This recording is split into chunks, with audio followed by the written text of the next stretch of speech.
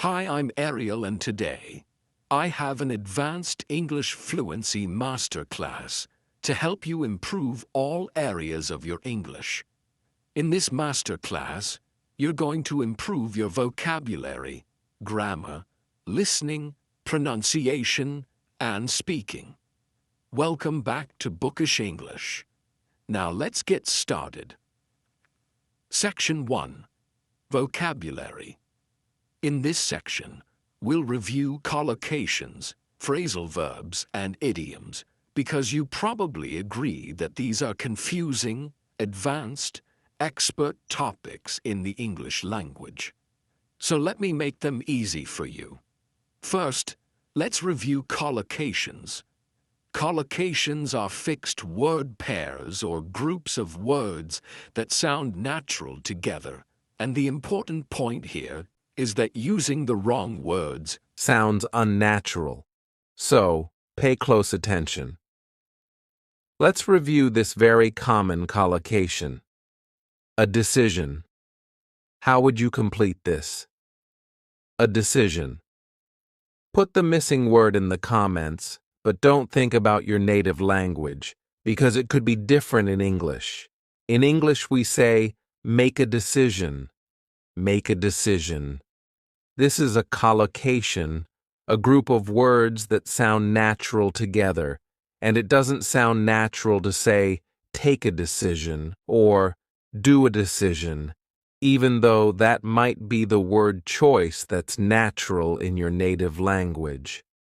Remember, you still need to identify the verb and conjugate it with the subject and time reference to use the collocation correctly. So, the verb is make. I made the decision to learn English with Ariel. Did you make that decision? If you did, then put "that's right" in the comments. Notice here, your verb is make, but then we conjugate that in the past simple form, made, and then make a decision is the collocation. But you can change a, which means any decision, to the, which is a specific decision, because it's the decision you made to learn English with me. So, thank you very much for making that decision. Now, don't worry about taking notes, because I summarize everything in a free lesson PDF. You can find the link in the description. How about this collocation? A break. How do you complete it? Put the word choice in the comments. You take a break, which may be different from how you would say it in your native language. Now, you don't do a promise in English. Do you know what word you need instead? Do a promise sounds unnatural in English because in English, first you make a promise. Make is your verb, and then you either keep the promise or you break the promise. If you keep it, you fulfill that promise. If you break it, you don't fulfill it. So, remember, with collocations, different pairs or groups are used in other languages. Collocations don't follow set rules or patterns, so they really require memorization. Start with memorizing these, and then, as you see more in your daily life, make sure you take note of them and remember them. Let's move on to phrasal verbs, another very confusing, advanced topic. So, what is a phrasal verb? It's a verb plus a participle, and the participle can be a preposition or adverb. Now, it's important to know that the meaning of the main verb changes when it's used as a phrasal verb, and one phrasal verb has many different meanings depending on context, which is why they are advanced, confusing, and expert level. Another thing to remember, though, is that native speakers love using phrasal verbs, so they are very important for students to understand. Let's take the phrasal verb take off. So the main verb is take, and the preposition is off. These two words together have a specific meaning, but there are many different meanings of the phrasal verb take off. For example, I always take off my jewelry before bed. You know what this means, right? I always remove my jewelry. I always take it off. But I could ask you, what time does your plane take off? So here, you probably know this one.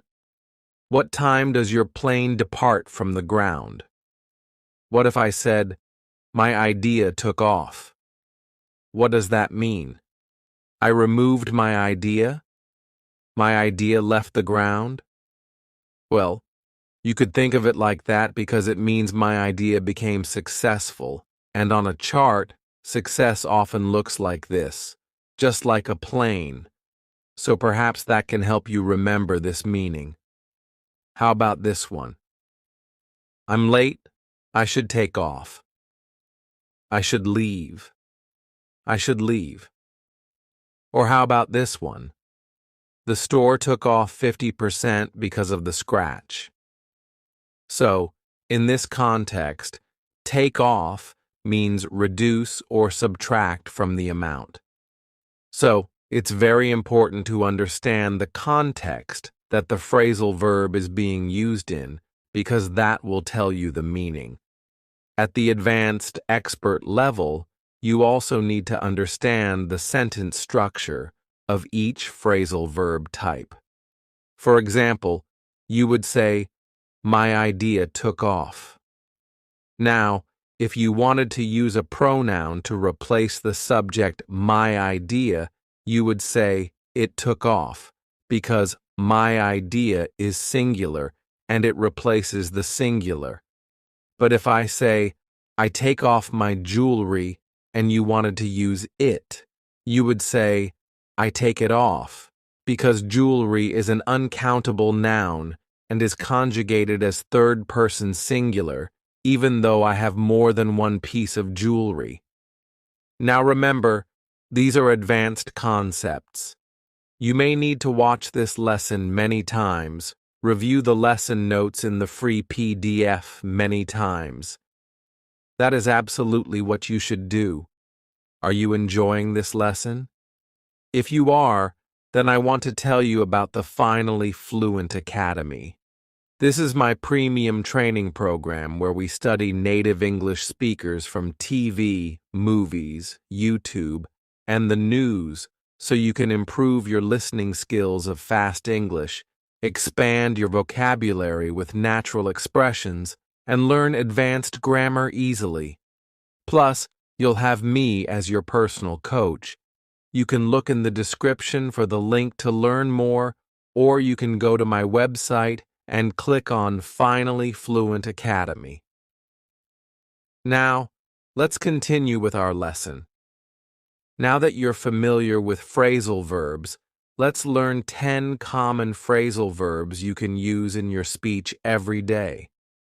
At the end, there'll be a quiz to make sure you really know these phrasal verbs. Number 1, to aim at. You aim at a target. When you aim at a target, this means to intend to achieve that target. So you just try. You try to achieve that target. For example, they're aiming at reducing their cost by 10%. So what's the target in this sentence? Reducing their cost by 10%. That entire clause is the target. Now, notice we have a gerund verb, so you can absolutely have a gerund verb. You can aim at doing something. So, a gerund verb. You can also use a noun.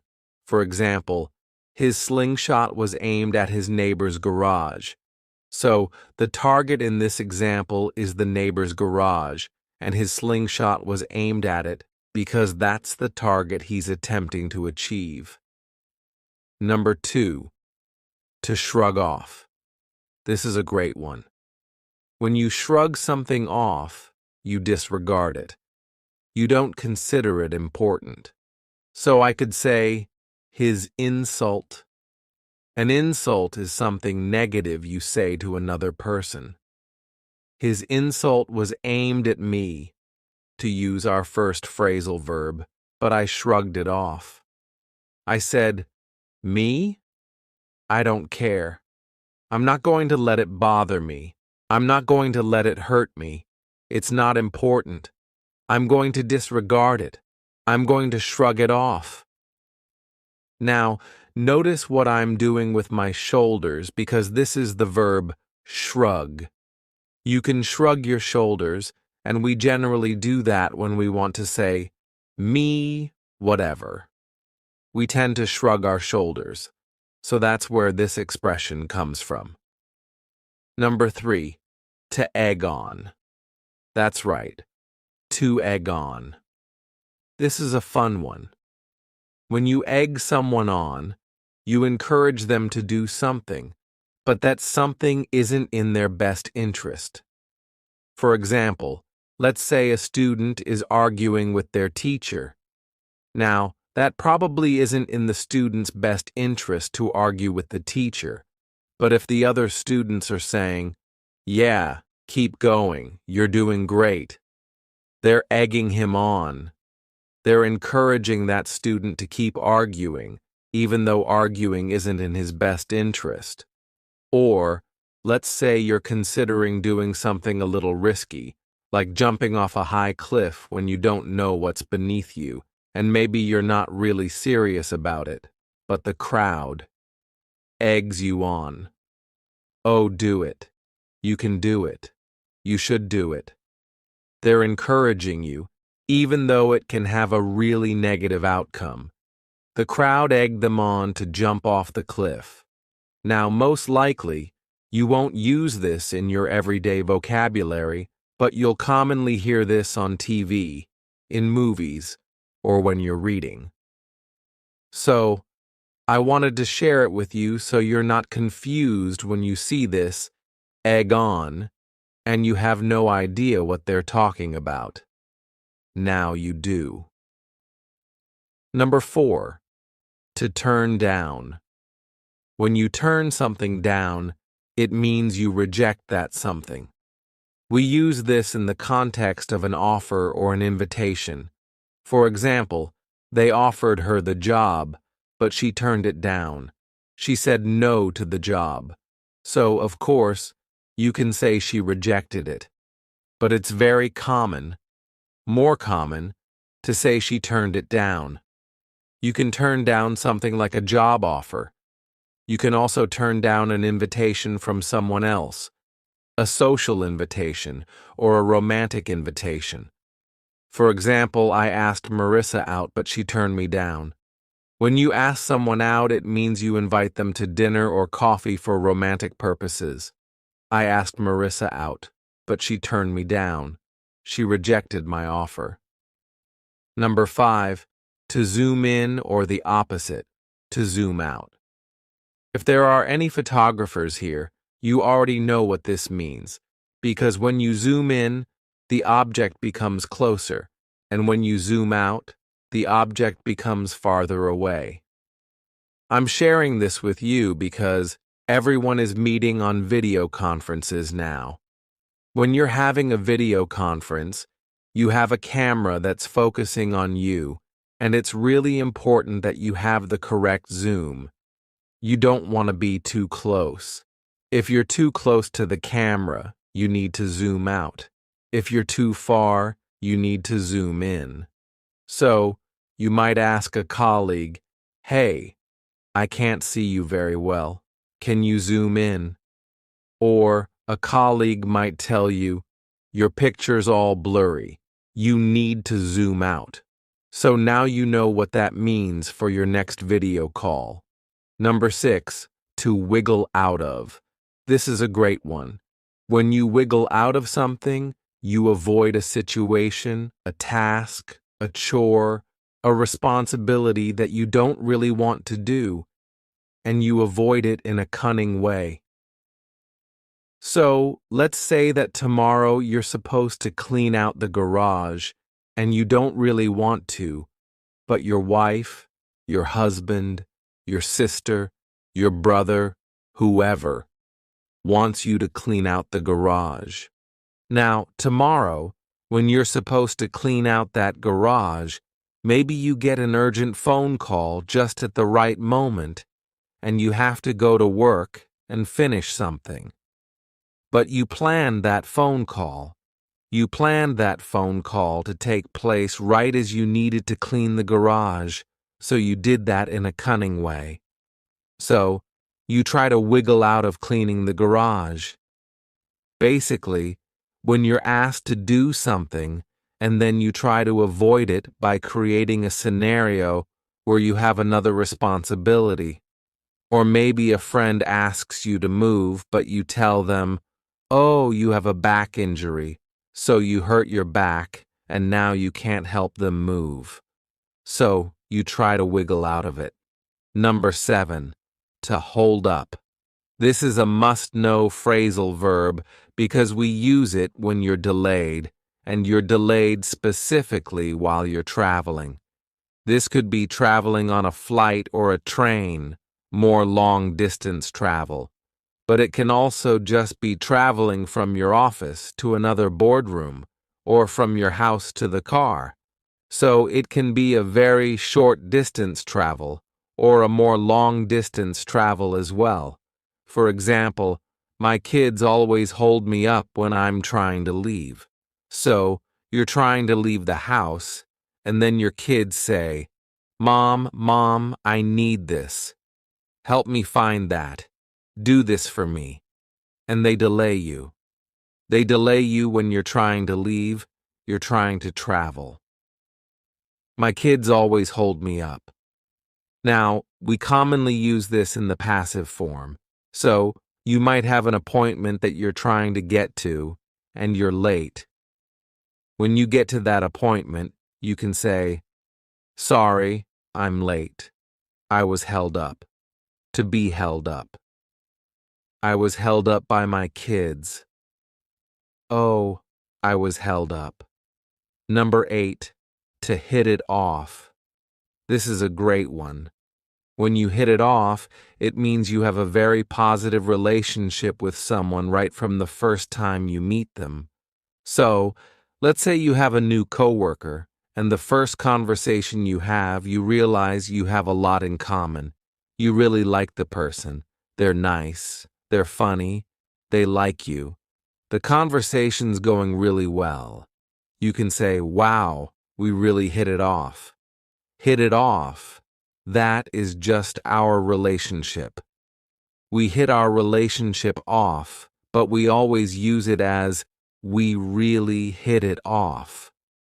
Now notice how I also said we. We almost always use this expression with the subject we. My coworker and I, or we, my coworker and I, hit it off. I would not say, "I hit it off with my coworker." That sounds unnatural. We say, "We hit it off." Number 9, to get through.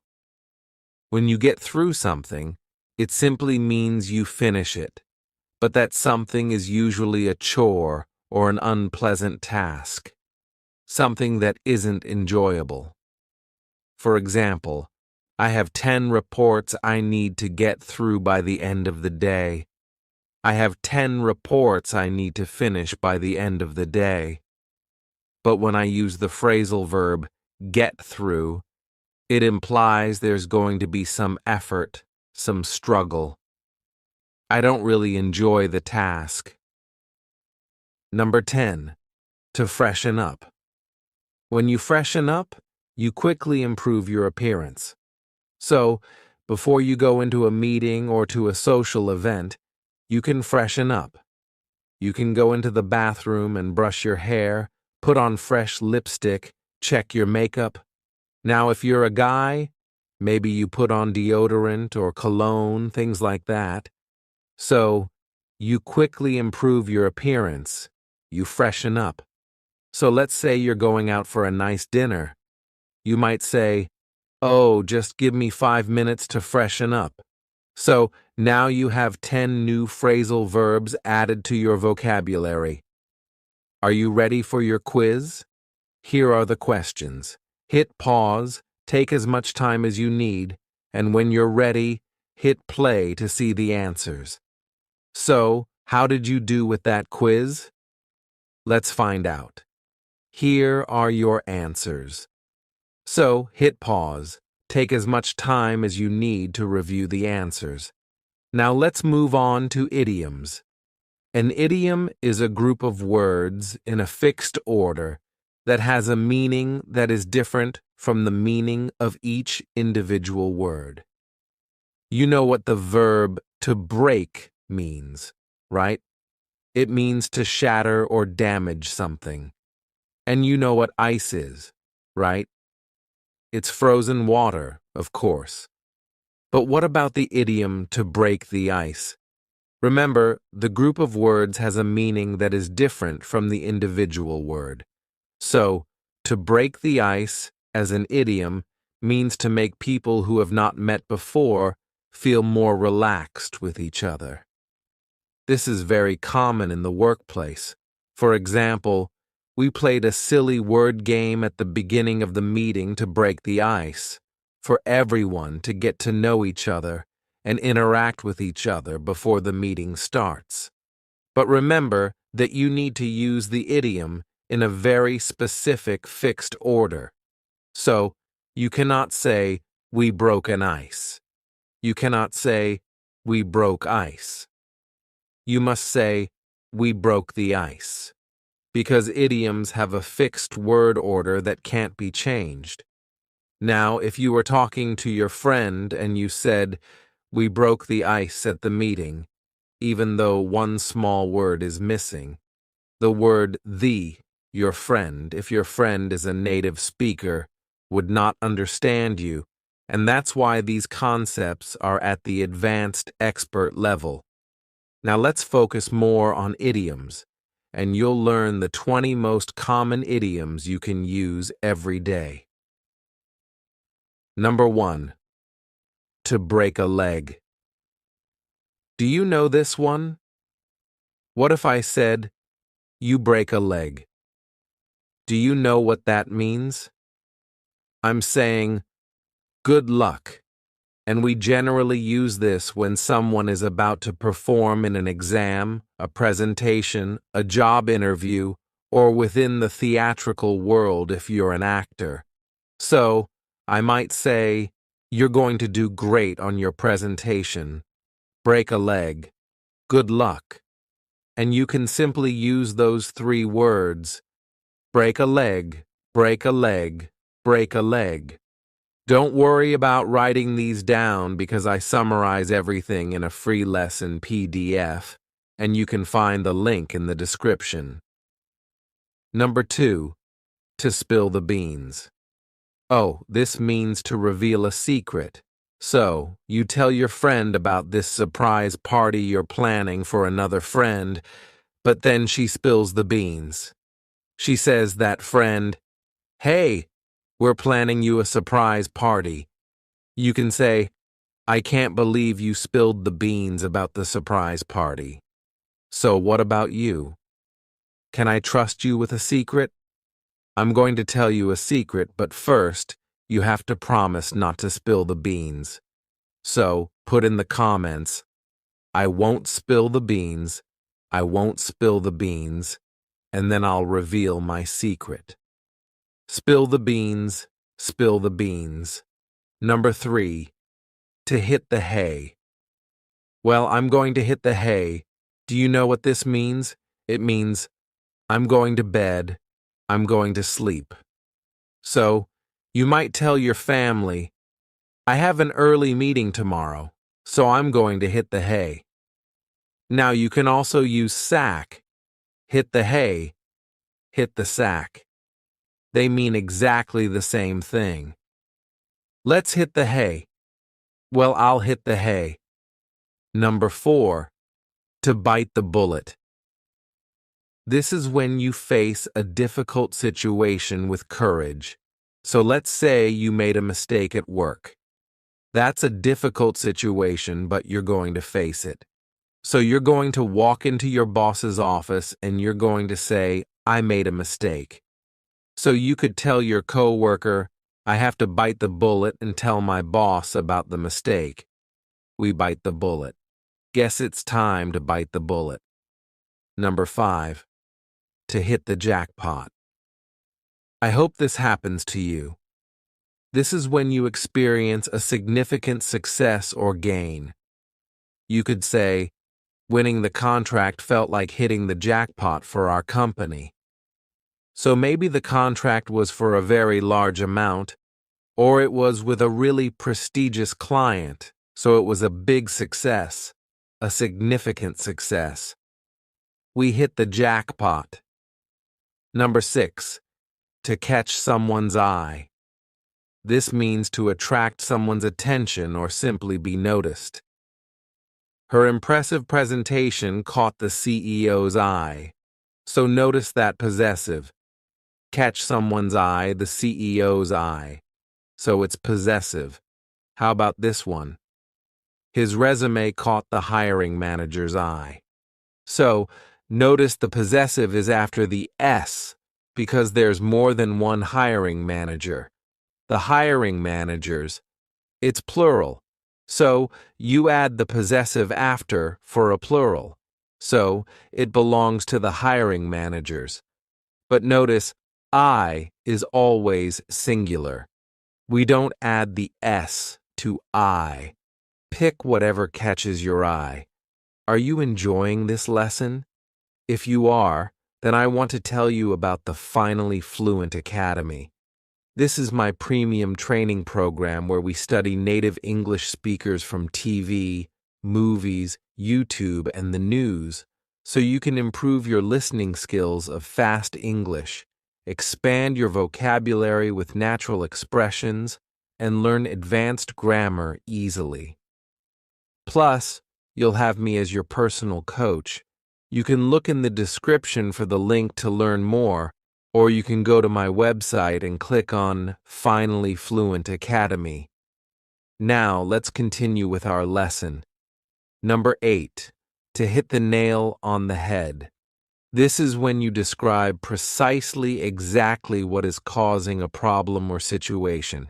Hit the nail on the head. To give you a compliment, I could say, you really hit the nail on the head with your analysis. But I could reverse that and say, your analysis of the situation really hit the nail on the head. Both of them are correct and have the same meaning. You hit the nail on the head. Number 9. To burn bridges. You don't want to do this. This is when you damage relationships or close off opportunities. Most people do this when they end a relationship. In a business context, this would be when you quit, when you end your professional relationship with the company. But you should never burn bridges when you quit, because if you damage that relationship by quitting in an outrageous way, in an unprofessional way, well then, you can't use that employer as a reference, and you never know when you might need that employer again in the future, or when you might even work for that employer again in the future. So, you don't want to burn bridges. Burned all my bridges and burn that bridge. Number 10. To jump on the bandwagon. This is a fun one. This is when you adopt a popular activity or trend. In the YouTube world, a popular trend is YouTube Shorts. Now, after a year of not making YouTube Shorts, I decided to jump on the bandwagon. I decided to make YouTube Shorts because they're popular and they're trendy. Every studio is jumping on the bandwagon. I wish I had bitten the bullet. Remember this one? Bit. That is the past. This is the past perfect. I wish I had bitten the bullet sooner. Number 11. To be in the same boat. One of the most common idioms. This is when you face the same challenges or are in a similar situation, the same boat. Julio is nervous about public speaking. Kezia is nervous about public speaking. They're in the same boat.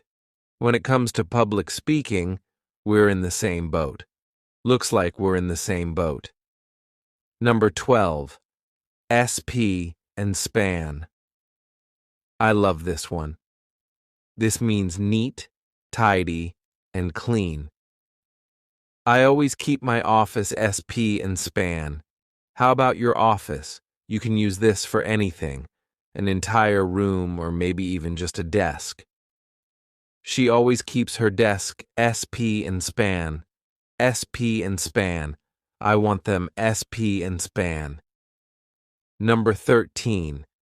To cost an arm and a leg. This means to be very expensive. So there's a problem with your car. You could say, getting my car repaired is going to cost an arm and a leg. It's going to be very expensive. Air conditioners cost an arm and a leg, and it won't cost you an arm and a leg. You could also say, cost a pretty penny, which is our next idiom. Number 14, to cost a pretty penny. And it means exactly the same thing, very expensive. So, the same example as before, but now you can say, getting my car repaired is going to cost a pretty penny. You can use either one, because it cost a pretty penny. It cost me a pretty penny today.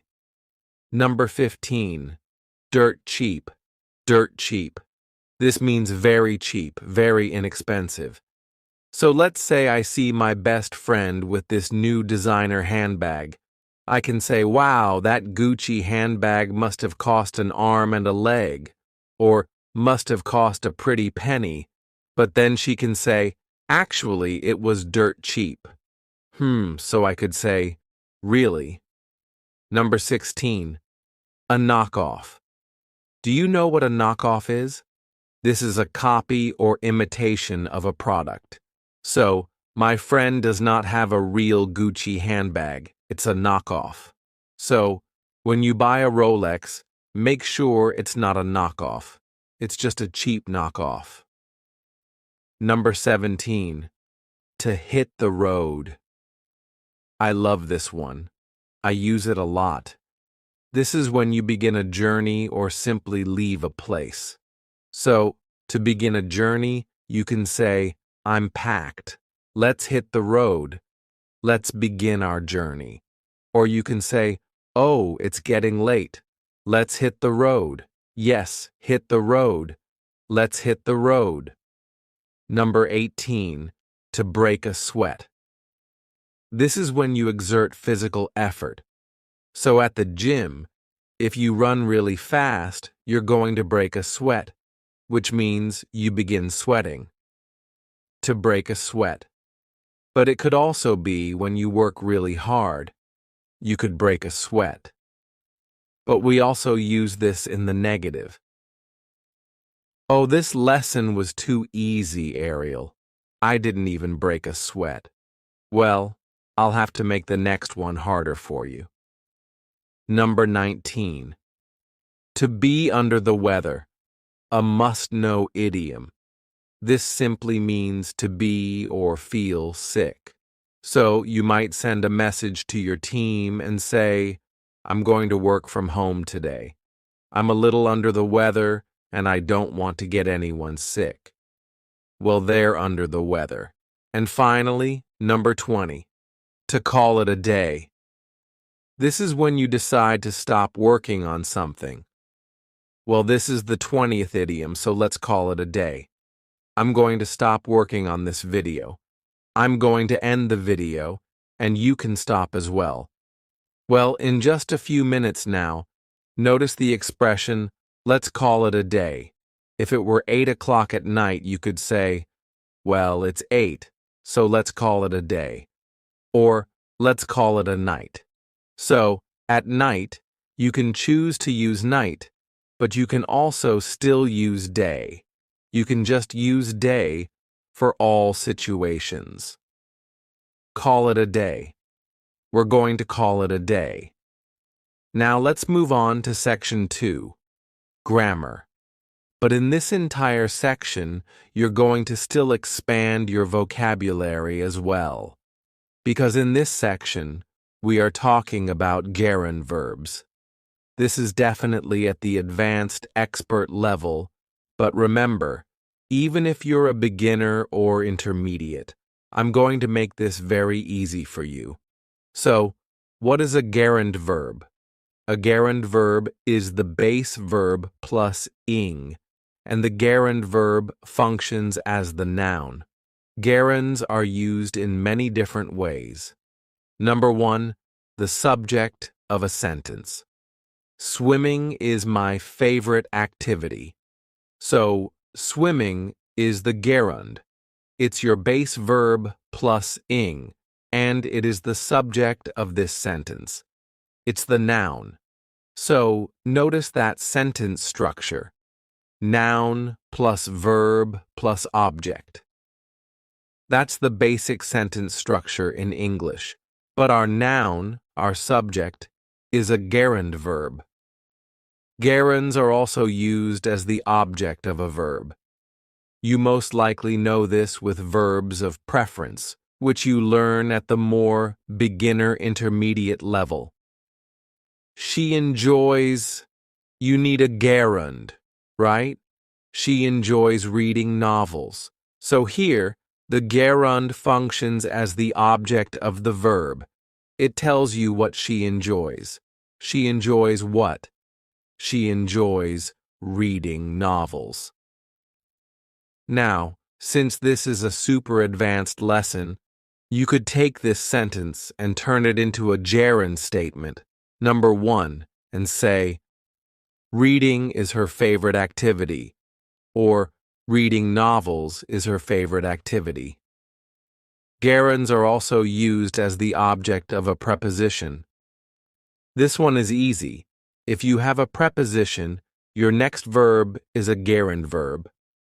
For example, he is interested in learning, because in is a preposition, so your following verb is a gerund. He's interested in learning new languages. Now, this is a very important point because gerunds follow phrasal verbs. Remember, a phrasal verb is a verb plus a preposition. So you could say, he put off. Put off is the phrasal verb, which means delayed. He put off asking his boss for a promotion. You need the gerund because off is a preposition. So understanding gerunds is essential to using phrasal verbs correctly. Gerund verbs are also required after certain verbs, and this simply requires memorization. For example, the verb avoid is a gerund verb. The verb that follows avoid is in the gerund form.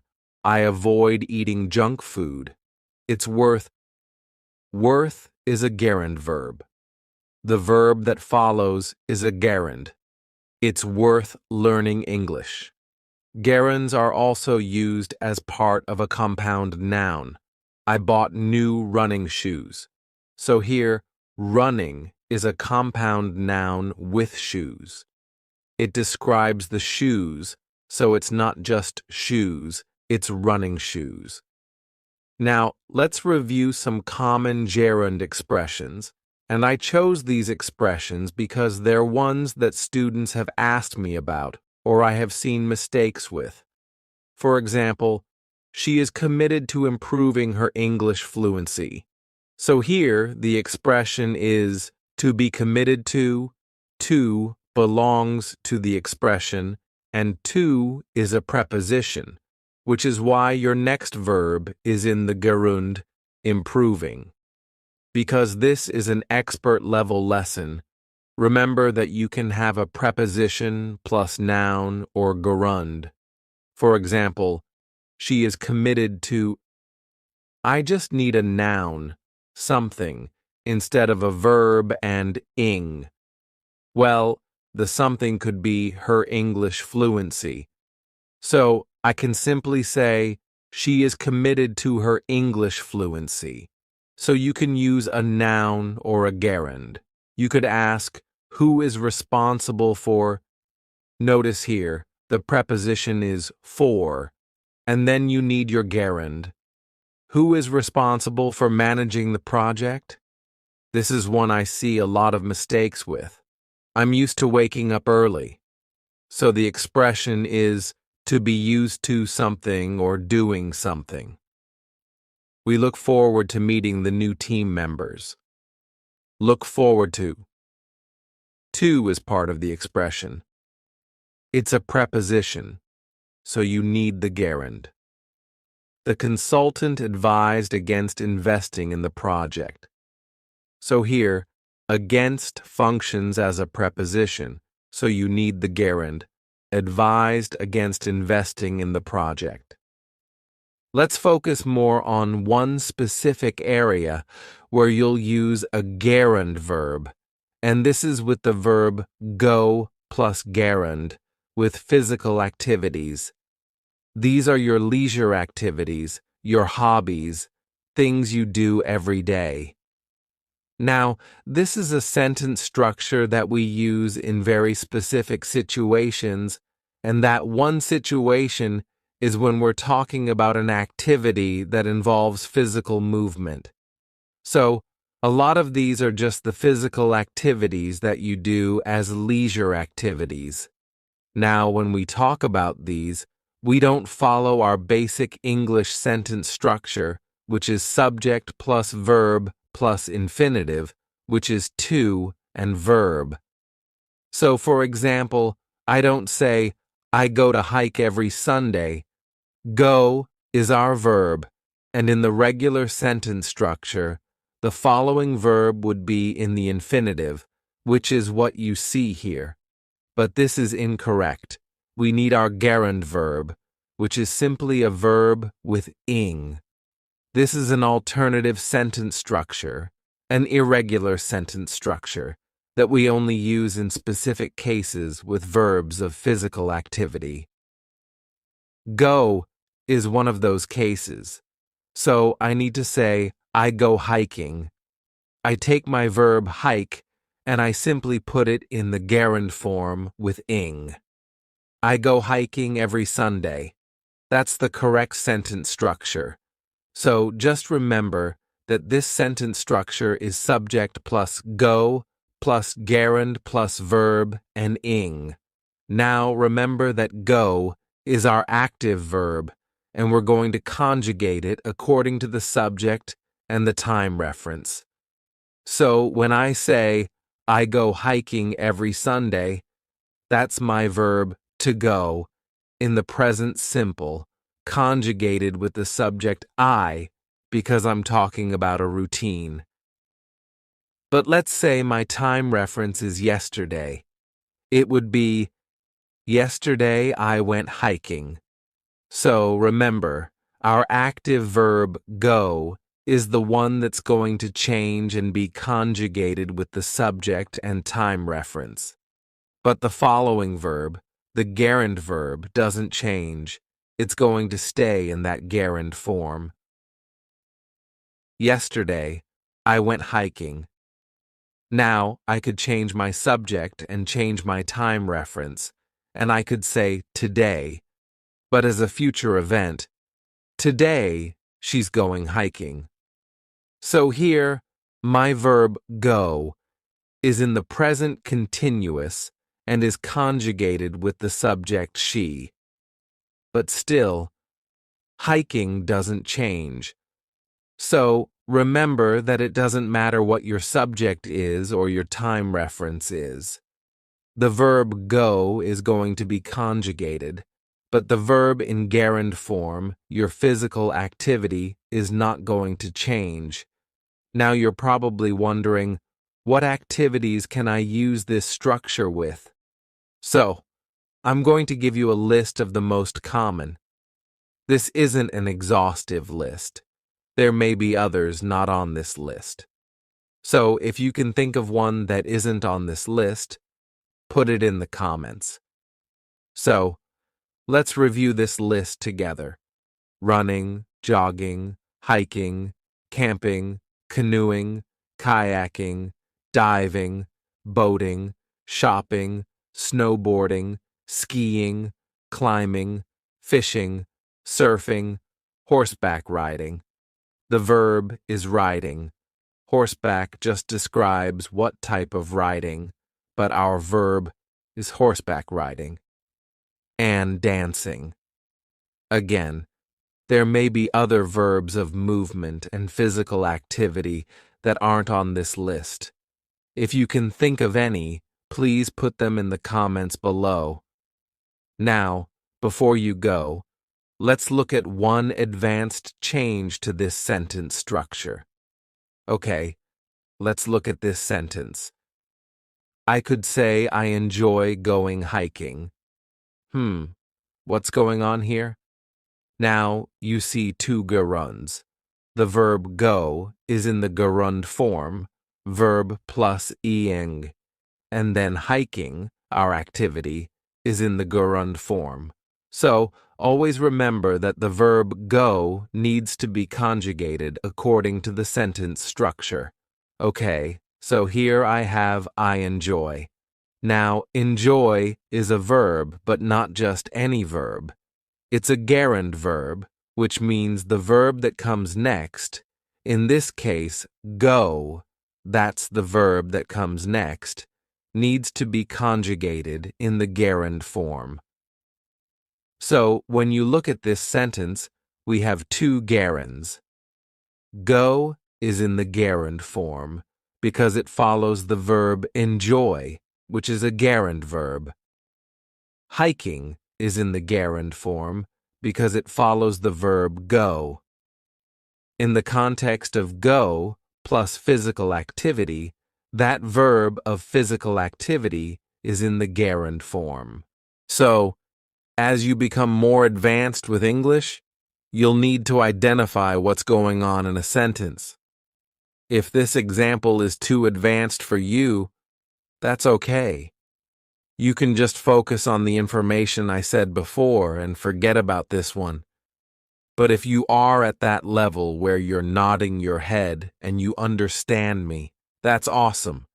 It shows you have an advanced understanding of English grammar and sentence structure. And if you're not there yet, don't worry, you will be one day. Let's move on to section 3. And you'll improve both your listening and pronunciation. Now, in this section, you're going to practice listening to fast-speaking natives because you need to get comfortable with fast English to truly understand natives in the real world. The best way to do that is by listening to fast English. So, you'll listen to a short TV clip and you'll hear it 3 times.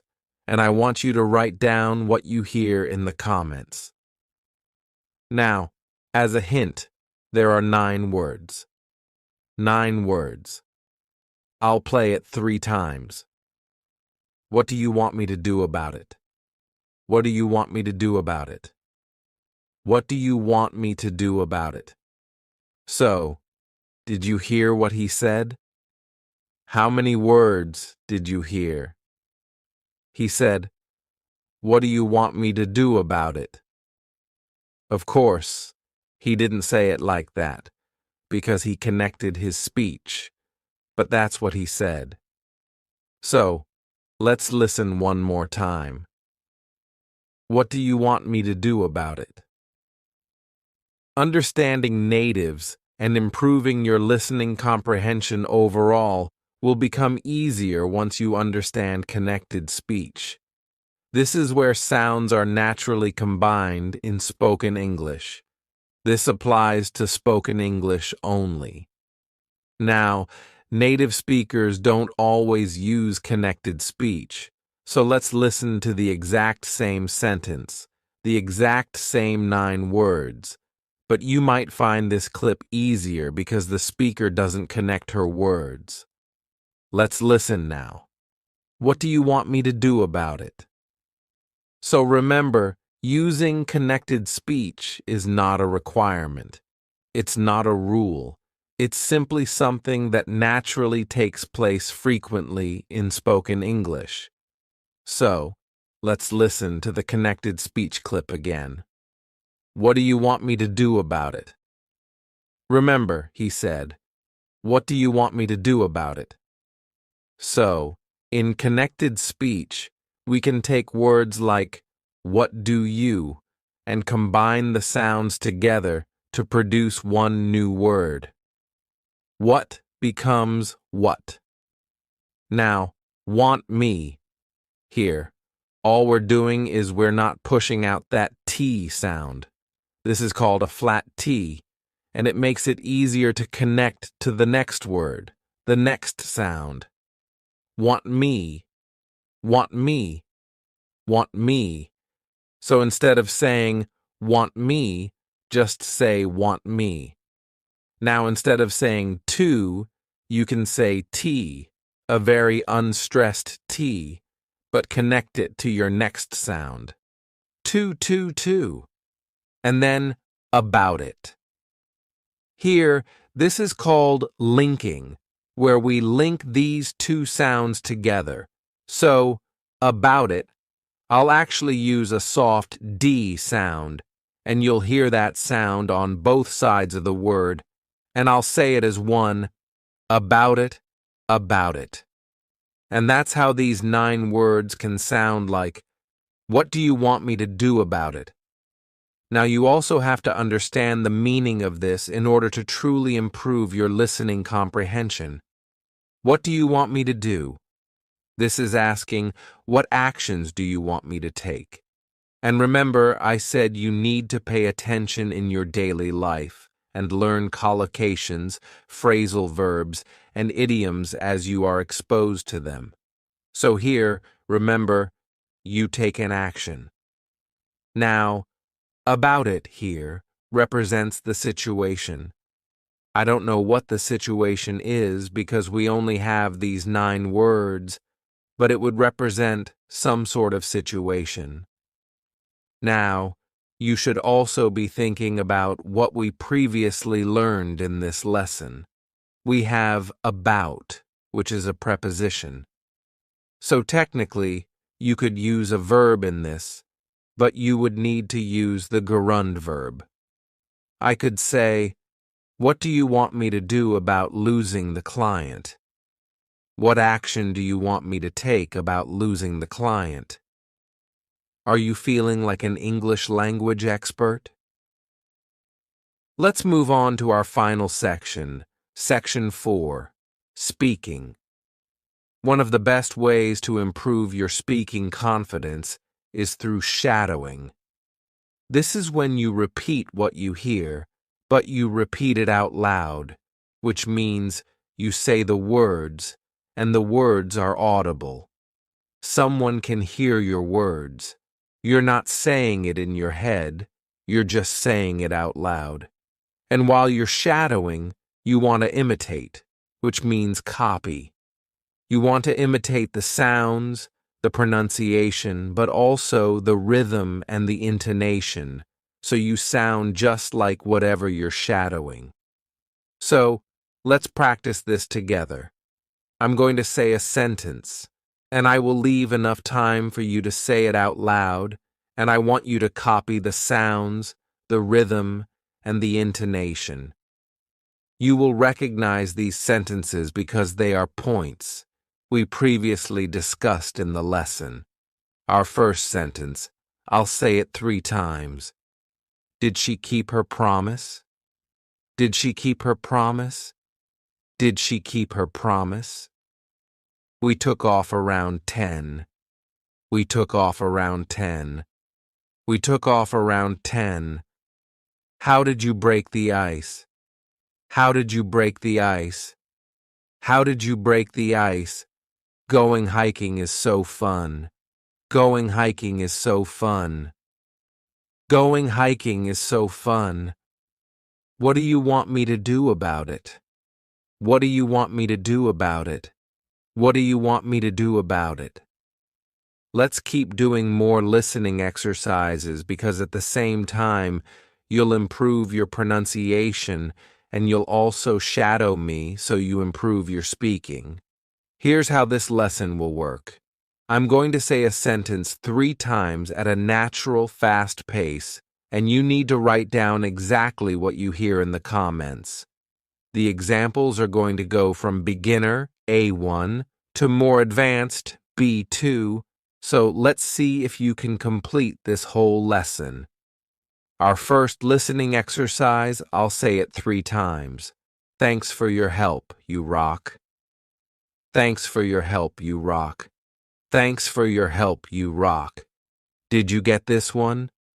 I said thanks for your help, you rock. Very easy, right? At a natural pace, native speakers reduce sounds. So, for becomes F, your becomes your, and thanks for your becomes thanks for your help. Your help, thanks for your help. Now, let's review a common mistake that I hear beginner students make, and sometimes even advanced students. You can say, thank you, or thanks. You cannot say, thanks you, or thank. And notice in our example we have, thanks for your help. Thanks for your help. What is your help? This is a noun. So we have thanks for plus a noun. You can also use thanks for plus a gerund because for is a preposition. So what would thanks for your help be in the gerund form? Do you know? Thanks for helping me. Thanks for your help. Thanks for helping me. And you rock. This is a very natural way to say, you're great. You're awesome. I use this in the comment section to reply to your lovely comments all the time. But don't say, you are rock. It is not to be rock. It is to rock. You rock. You rock. You're awesome. You're really great. You rock. Put that in the comments. You rock. You rock. Thanks for your help. Thanks for helping me. Thanks, Billy. You rock. You rock. Thanks, honey. Let's try this again. A little more difficult. I'll say it 3 times. She's starting to rub off on you. She's starting to rub off on you.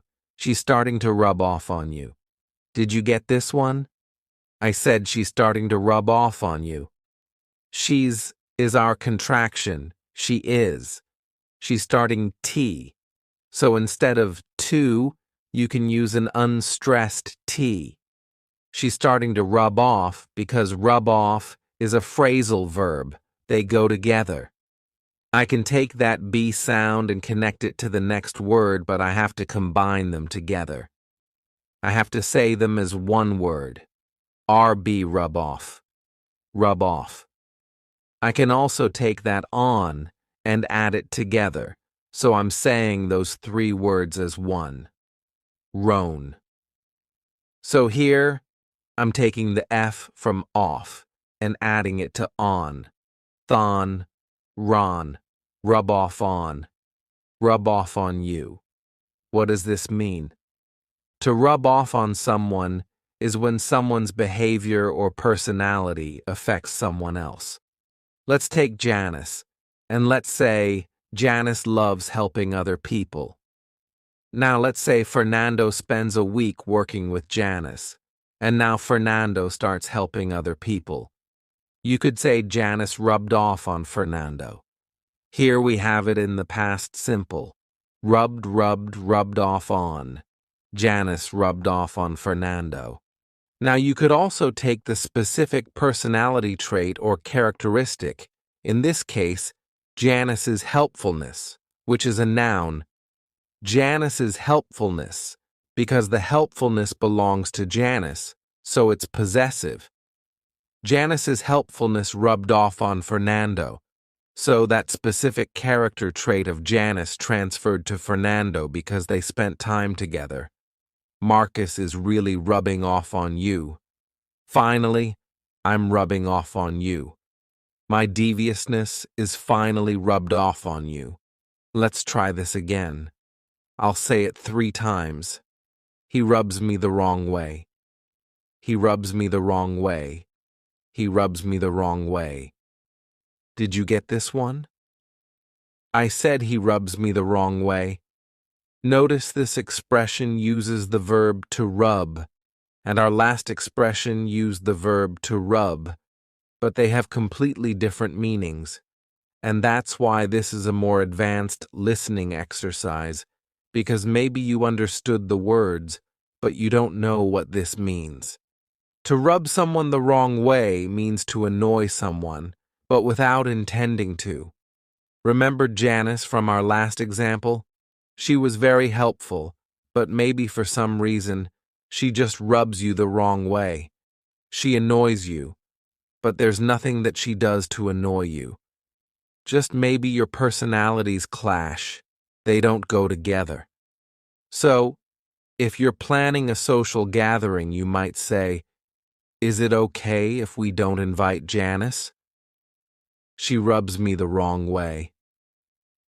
Now, an entire person, like poor Janice, can rub you the wrong way, but it also could be something specific that someone said or did. And overall, you like Janice, but just that one thing she said or did rub you the wrong way. For example, your comment just rubbed me the wrong way. So maybe she said something in a meeting that really annoyed you, but you know she did not intend to annoy you.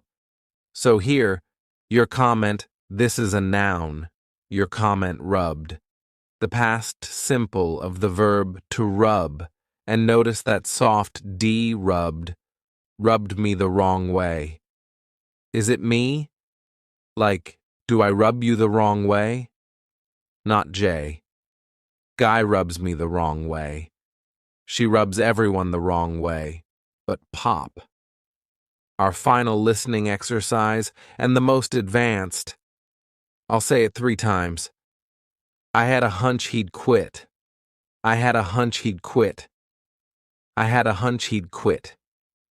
Did you get this one? I said I had a hunch he'd quit. Notice for pronunciation. I had a. So I combine had a together as one word. I had a hunch he'd quit. Now, did you hear that D? He'd quit. Well, that D represents what word? Would he? Would quit. He'd quit. He'd quit. Very difficult for students to hear. Native speakers understand it based on context and based on grammatical structure. It would sound awkward without it, so we know it's there even though we can't really hear it either.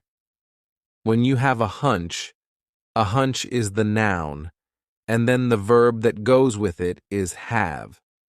So, to have a hunch, this is when you think or predict that something is going to happen, but it isn't based on facts.